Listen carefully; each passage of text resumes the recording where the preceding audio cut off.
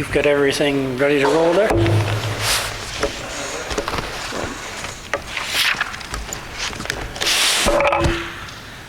Oh, thank you for attending, and thank you to Monica for getting me on the agenda here today. It's always a pleasure to do research, and even more of a pleasure to have someone to whom it can be presented and who will appreciate it.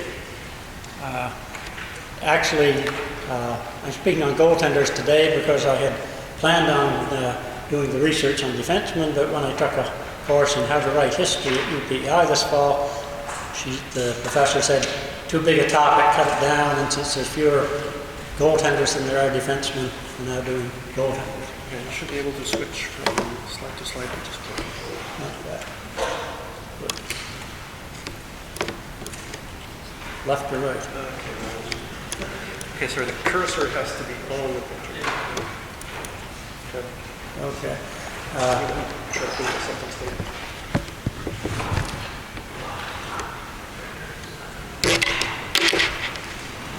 Just don't want it to move. Just click. If it doesn't work, just make sure that the cursor is somewhere. Oh, okay. For someone technologically inept, this is good to have a hand doing this.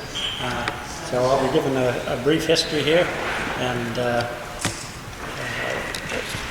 background and explanation of the procedure and a summary of the results. Although a goaltender is only one of 6 players on the ice for a team, he is often revered above the others, as his performance is often more critical than those of his other teammates. Memories of goaltenders are embedded in their fans, so much so that Newfoundland troubadour Ron Hines penned a tribute song to Terry Sawchuk in 2010, 40 years after his death.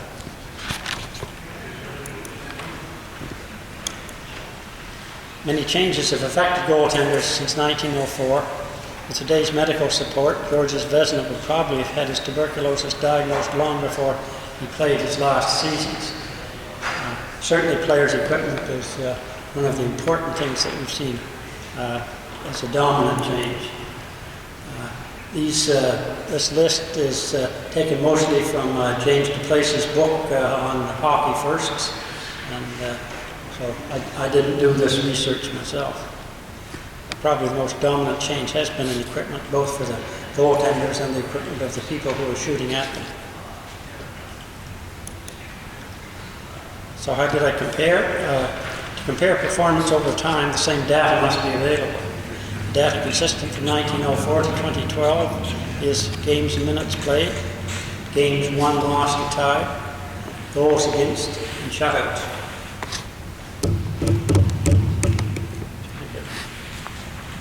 The most valid comparison is between those playing with similar equipment and under similar rules and conditions. To do so, the 108 years were divided into eras with reasonably consistent traits within those eras. Using 5 seasons as a minimum for a successful career, eras were chosen to be at least 5 and no more than 7 years. This resulted in 19 eras over the 108 years. You can see 10 of 5, 6 of 6, and 3 of 7 years. Various factors, both on and off the ice, affected the selection of eras. It wasn't just what happened on the ice, it was also things that happened off the ice. Only regular season data was used. So I know a lot of people who've done comparison of goaltenders have looked at who would be most likely to win the 7th game in the Stanley Cup Finals. This doesn't include that type of data. Most of the data came from the SIHR website. Most stable decade in the NHL was 1980s. 5 seasons equaled 400 games. Since the careers of most players did not mirror my eras, 400 was divided by 2. So anyone playing 200 games would qualify in the 1980s eras. The minimum games required to qualify in any era was equal to 50% of the games in the 5 seasons with the fewest games in that era. Hope nobody brought a calculator with them. All goalies who played the minimum number of games were considered. They were compared on 4 factors: goals against average, wins, points, and shutouts. Each factor was weighted 80% for performance and 20% for longevity. And JP referred to my research, what I presented in Quebec City, and those relationships seemed to work for defensemen then, so I stuck with them for goaltenders. Each factor is calculated for all the goalies in the era, and the median value of each factor is selected for comparison. This gave a ratio of each goalie to the median. The 4 ratios for each goalie were total, and then compared with the other eras. The results were slanted. Since I was comparing the median, the results were slanted to eras with high populations. So the more goalies you had in the era, the more likely you were to have a high ratio in that era. Since that tended to eliminate the eras when there were only 5 goalies, such as in the 50s and 60s, I wasn't too happy with the results, so I thought, well, I'll try instead of using the median, I'll read everything to the 4th place player. And so the calculations were redone, and the results then became slanted the opposite way, that when you only had 5 players in the population, then that era became dominant. So I pulled a rabbit out of the hat and decided I would use the square root of the population as the basis for comparison. This resulted in more even representation in all sized eras. This is an example from the 1950s era. Shows how the wins factor is calculated. Only 5 goalies met the minimum of 137 games played.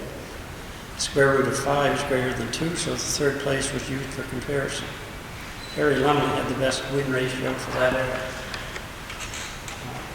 So you can see that he's at the top of the list, and these are the only other 5 goalies that played at least 137 games between 1946 and 1950.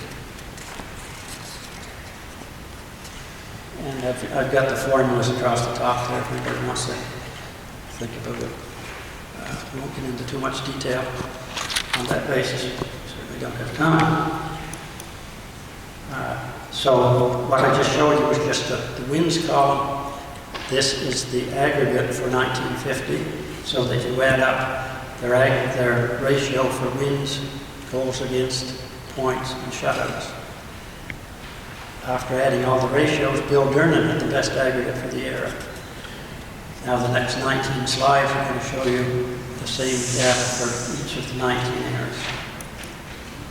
1904 to 1910 was probably the hardest era to deal with, because the only consistency in that period was inconsistency.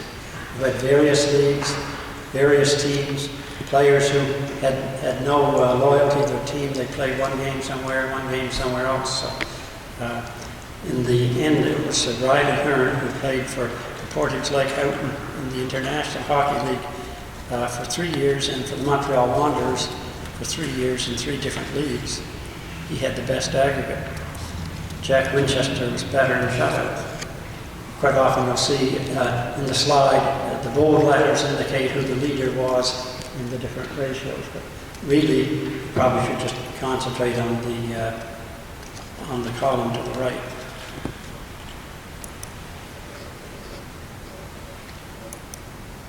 In the 1915 era, it was Frank Stonewall Morrison from the New Glasgow team in the Maritime Pro Leagues who had the best aggregate, although George's Vesna had a better GIA result and Paddy Moran had a better win ratio.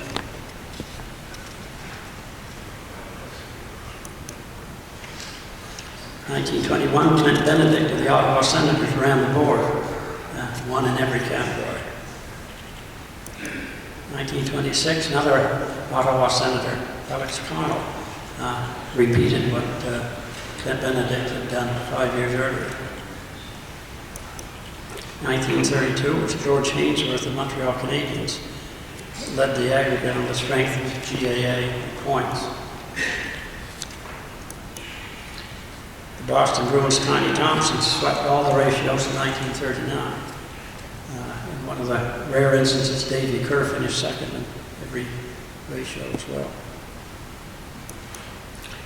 World War II left a void in nets on many teams. Only 5 goalies met the minimum game standard in 1945. Frank Brimsek of the Bruins led in 3 ratios, Johnny Mowers had more shutouts. Again, only 5 goalies made the cutoff in 1950. As we saw in the example given, Bill Dernan of the Montreal Canadiens had the best aggregate. The NHL had 6 teams, only 6 goalies qualified in 1956. Detroit Red Wing Terry Sawchuk led in all ratios. The Montreal Canadiens dominating the league, Jacques Plante had the best aggregate in 1962. Glenn Hall from the Chicago Blackhawks led in all but shutouts in 1967. Roger Grosser had more shutouts. With NHL expansion, 10 goalies qualified in 1972. Eddie Jackman from the New York Rangers had enough on goals against average and shutouts to lead the era. Further expansion and inclusion of the WHA resulted in 34 qualifying in 1979. Montreal Canadiens Ken Dryden led in 3 of the 4 ratios. With the WHA laid to rest, only 16 played the minimum number of games in 1984. Pete Peters swept the board, splitting the time between the Philadelphia Flyers and the Boston Bruins. Competition was fierce in 1989, with the best goals against average only 1% above the base value. It was Clint Larchuk's shutout supremacy that garnered him the best aggregate while playing for the Quebec Nordiques and the Washington Capitals. Chicago Blackhawk Eddie Belfour had the edge over 19 others in 1994 on the strength of his shutouts. Martin Brodeur of the New Jersey Devils exceeded 24 others in 1999 with a strong GAA ratio. Brodeur won it again in all categories in 2004. And in 2012, he had closer competition from Henrik Lundqvist, but still led over 38 others. Looking primarily at longevity, only 2 qualified in 4 eras, with Clint Benedict winning easily over Hugh Lehman. 15 goalies qualified in 3 eras, with Martin Brodeur slightly ahead of Clint Benedict and Eddie Belfour.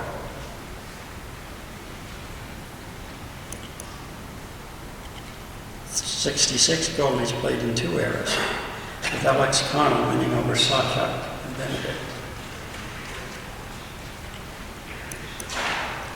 202 goalies qualified in at least 1 era.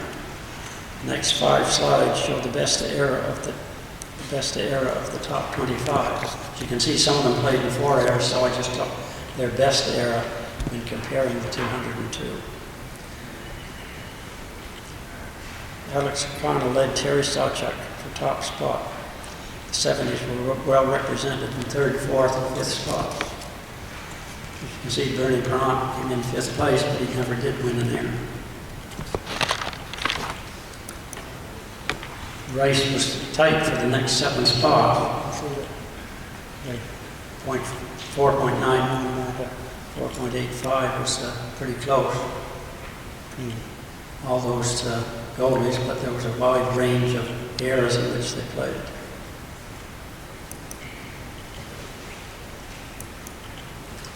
Jerry Cheevers was tied for 10th, but we'll see more from him later.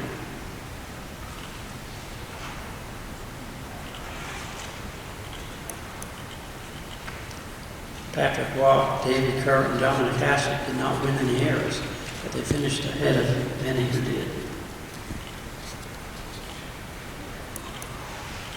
Finishing out the top 25 still showed close competition.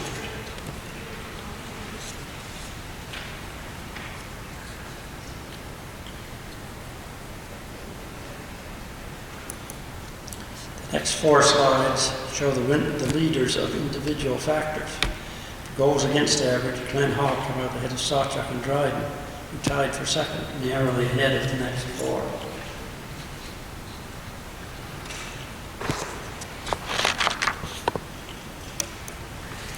shutouts, Alex Connell blew the opposition away with a shutout in every third game in the 1926 era. It was close with Bernie Perron, Belfort, and Dryden. Jerry Cheevers had the best wins ratio with the Bruins in the 1972 era. Sawchuk and Jackman were close behind.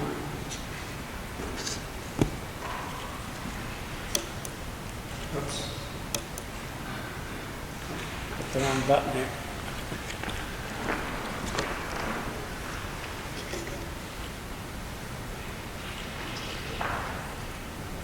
No.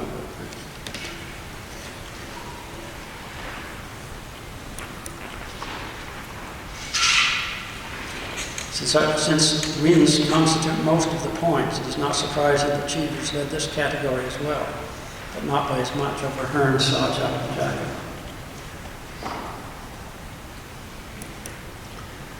So conclusions? Well, I considered the project successful.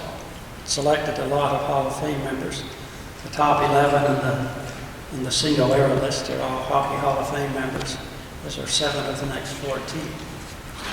In the top 25, only Jerry Cheevers was never selected as an All-Star.